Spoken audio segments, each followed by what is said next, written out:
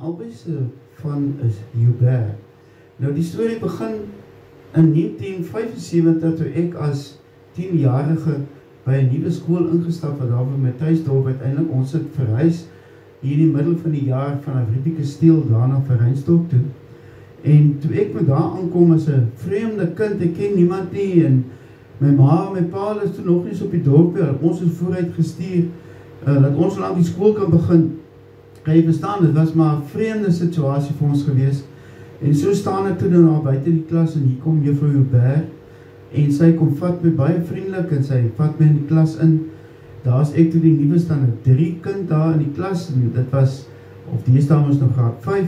Ek hou nog steeds meer van standaard 3. En so het juffrou Hubert en vir my baie mooi bekend gestel en sy het vir my 'n plekkie gesê, het sê, Christy, jy kan nou daar gaan sit en so het juffrou Hubert my toe nog baie tuis en veilig laat voel in die standaard 3 klas, die graad 5 klas van daardie tyd. Nou is dit interessant hoe die lewe werk. Ek wil amper sê so 50 jaar later, bietjie minder miskien, ja 50 jaar kan ek sê. Toe gebeur dit dat daar toe nou 'n leier is wat so bietjie sukkel en ek word toe nou gevra om net vir die lede vir 'n week lank te kom help 'n bietjie en dan sal dit hopelik met hom beter gaan.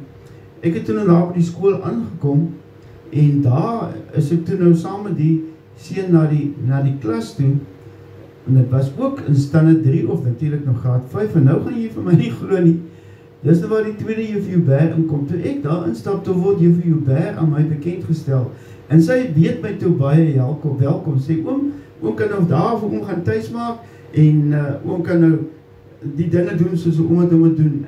En so deur die jaar in, het sy ook toe nou my juffrou geword, my juffrou Hubert. Ek het later maar so skadu teen die muur gewees. Dit was toe nie te week, ek was toe op die hele jaar, op die res van die jaar daar.